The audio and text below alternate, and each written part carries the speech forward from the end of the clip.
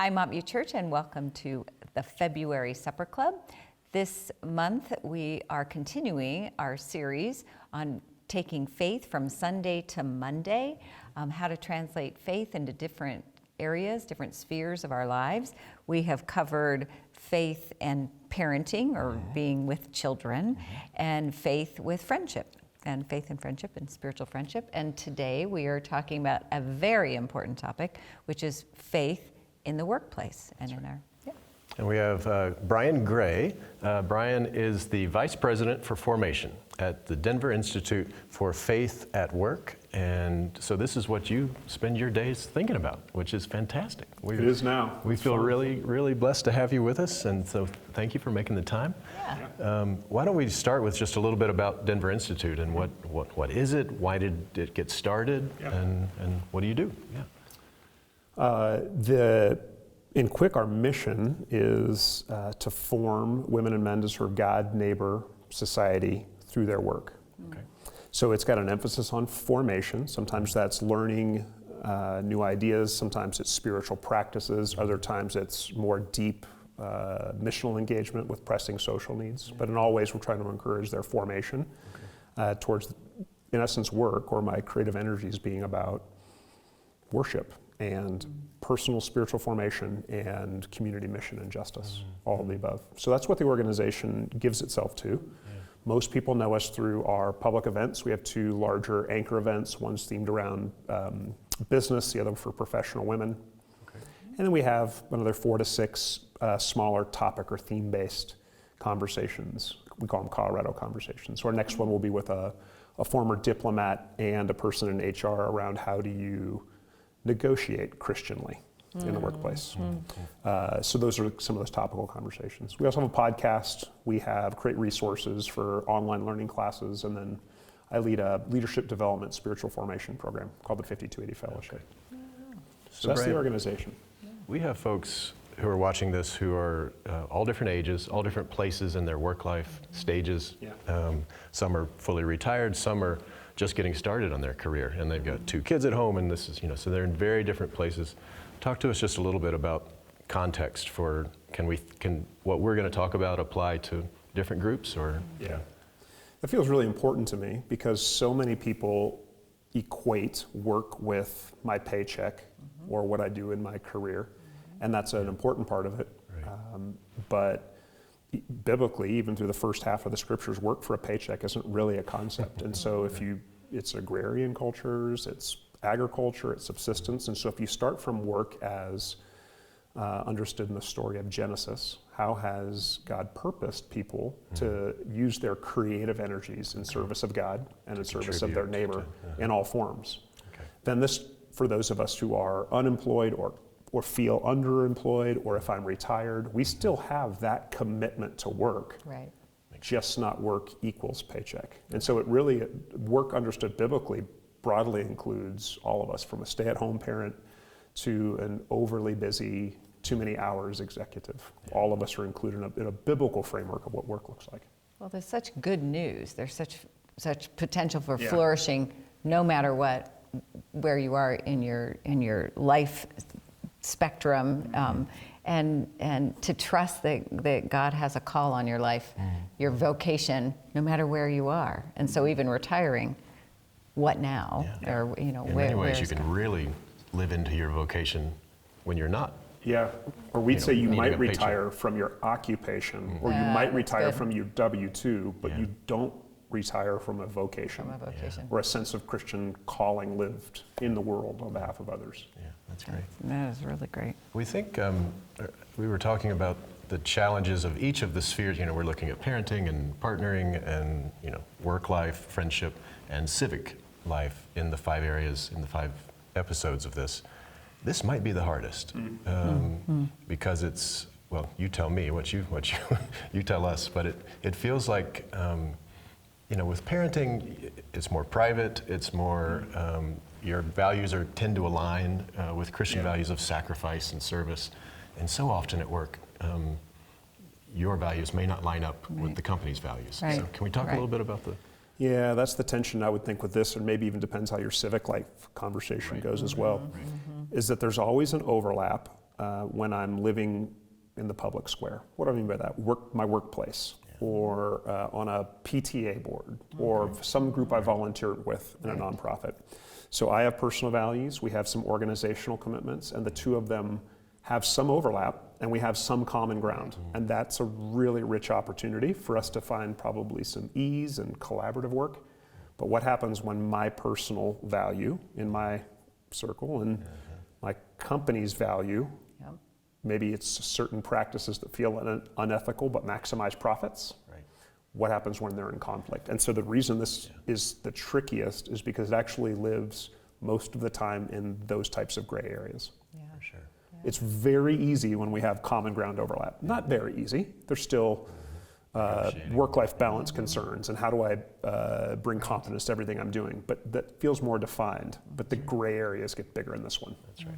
And if you're in the hierarchy of the organization, don't feel you have the freedom to speak and to challenge some of those values. That's got to be, if you're the CEO, you've got a little more say. If you're That's a second one, is that people will talk, if we're thinking about work, particularly in a workplace, in this case, agency and power dynamics become a really big thing. And so if I'm an entry-level employee and everything comes down to me, I feel a sense of very little ability to affect change. Yep. So I think it's important to think about our work through the lens of stewardship, and not just stewardship. Hey, we have a capital campaign, which we use this is where we oftentimes attach stewardship, and it's important, but stewardship is how am I spending everything that I have in my life in all of the spheres of influence in which I find myself. And so a person with lower organizational agency or power is still a steward. Absolutely. 1 talent, 2, 5, 10, as the parable goes, is actually not about how much do you have, but what do you do with what you have. And so we can really have this conversation at different levels of opportunity or agency in equally faithful ways. So let's focus on somebody on the lower entry level.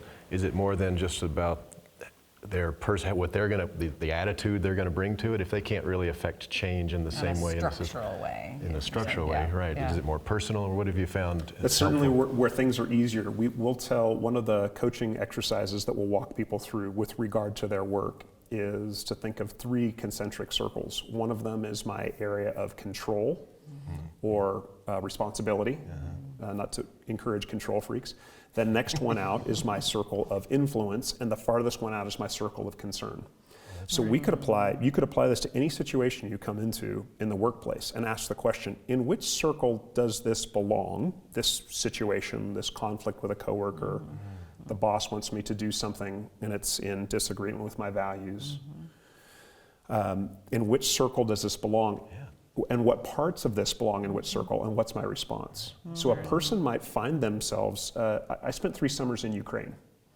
And so I have a tremendous connection to the circle of concern when I read the news. I have, beyond writing to my state senators with my opinion about international policy, I have very little in my circle of responsibility.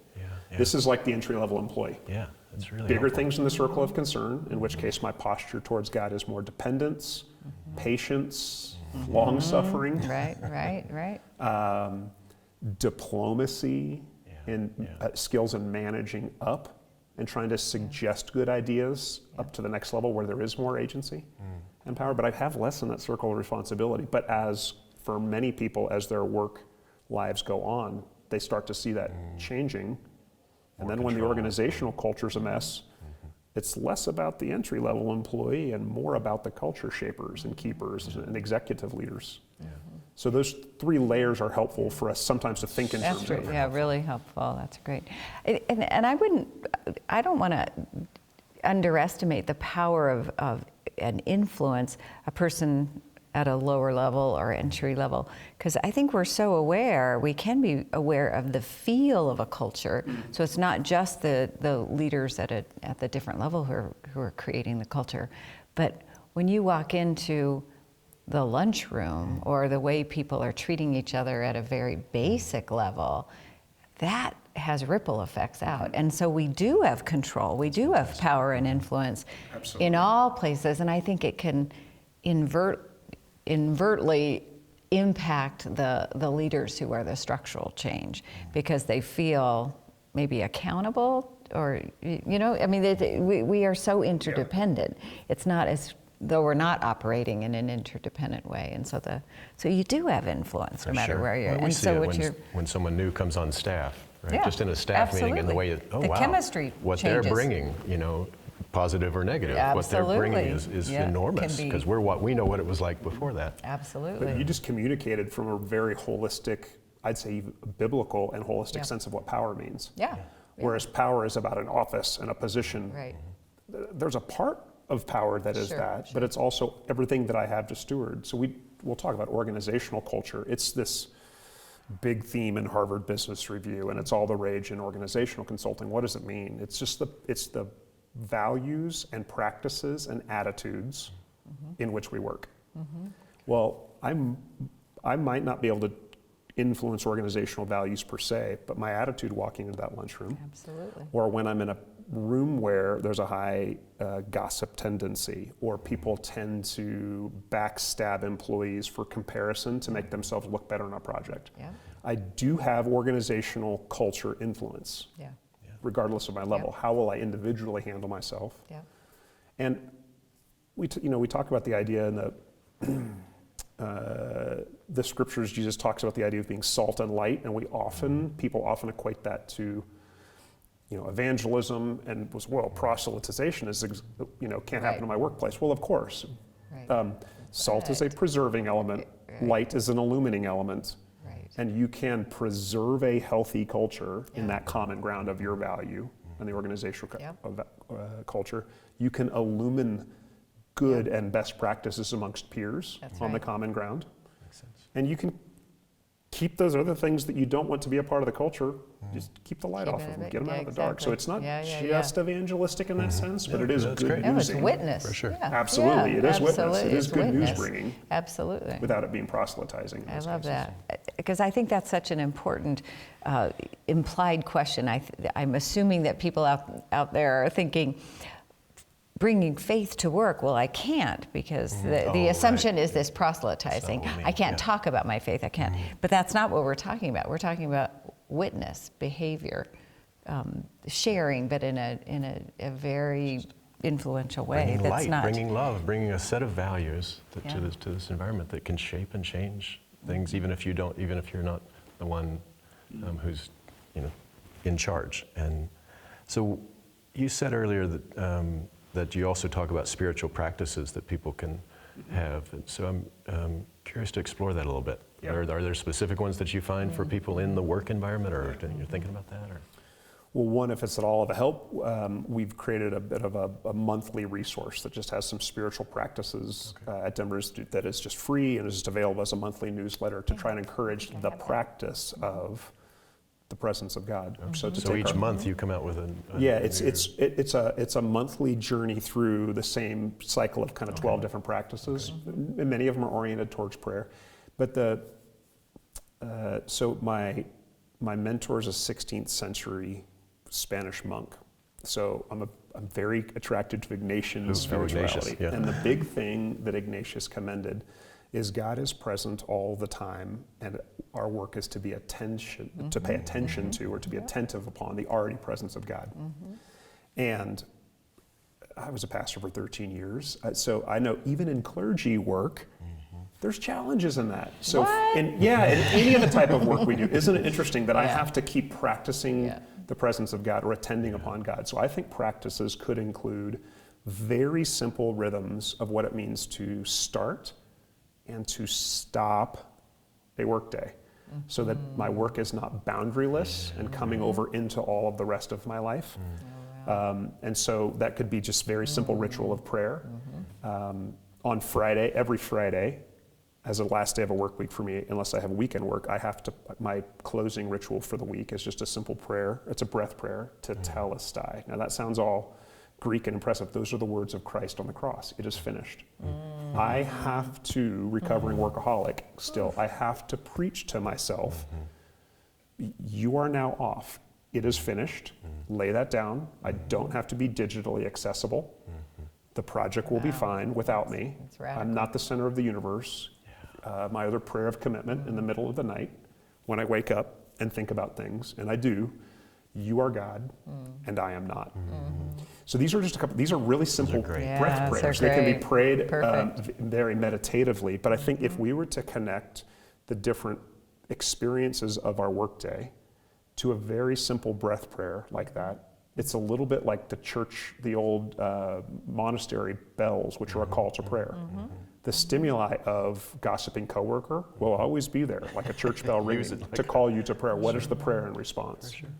The stress over the project will always be like the church bells that will call me that's to good. prayer. Just What's my response? So these are very simple, portable. You're not getting, if you're in a workplace, you're not getting paid to pray. Y'all are probably getting paid to pray. And I say it regularly. Right? But for most of us, we're not That's right. paid for these spiritual practices, but I would say practices of simplicity, practices of attention, and practices of reminding ourselves the already presence of God and our coworkers we love and serve. Anything in these types of categories just makes us mindful of the place we are. Well, and it's so liberating, again, for those who feel nervous about sharing my faith. I don't, we're not asking you to pray aloud, but prayer can be continual and constant in your faith life within a work sphere. But we get nervous about what that means in bringing faith to work. So Well, it's we very often helpful. pray about, well, this is just me personally, God cares about spiritual things, Exactly. big quotes there, but not necessarily how I'm going to receive feedback in a board meeting. Well, where did I get this idea? So why would my prayer life connect just to the one, growing as a man of greater humility, being more loving in my response to a kid who's screaming at me? That might have happened this morning. These things are important, but then if I'm going to be defensive to a coworker's feedback or not, why do I not consider that an Right, aspect that of is- prayer? But if right. God is in all places, and if we're truly living the with God life, if this is about union and communion with Christ, God cares just as much about our formation in those types of practices Probably. in the workplace. Yeah. It's 50, probably if more people are is- working full-time, and I know that's not everybody in this, in our supper club groups, but that's 50% of your non-sleeping hours is in one place. Yeah. With Whether it's those remote people. from Yeah, home or yeah, in yeah, an yeah. office or in the field or in the classroom, 50% of your non-waking hours are in a place that God cares very tremendously that Right, you right. love God and love neighbor. Right. So that we it's don't. worth So there's a rich finding ways to opportunity to bring integrate to this. bring the holy into that So space. good. Brian, this has been great. Yeah, I gosh. think I would love to keep going, but I think we're out of time. So what are some questions that we can give the supper clubs to chew on? Yeah. One that came up for me was just around the spiritual practices. So I'll name that one. Just to talk about maybe one that you mentioned that resonates for you or something that you already are doing that helps you. But I think finding ways where we can, very quietly on our own, either at work or before we get to work or at the end of work, to think about how to bring God's Spirit into the space. So something about spiritual practices is one. And I would say simply just talk about this. If you're retired, where in your work life, if you're in a career, or even now where you're living out your vocation, where do you see this challenge of integrating your faith into the broader life outside your there's home? lots of examples around the table of people doing it. This is really helpful. I to know. Think there about are. that. And that whole idea of, what was it? Control, influence, and concern. Concern. Boy, That's that one, right. Concentric that's circles. been so important for me. That's really That's helpful. great. So some Real conversation discernment. around that, I think, would be Yeah. helpful. Brian, thank you so much. Yeah. Really appreciate it. We It are was so enjoyable. grateful. Yeah, great. All Okay. right. Have a good evening. Thanks, everybody. Bye-bye.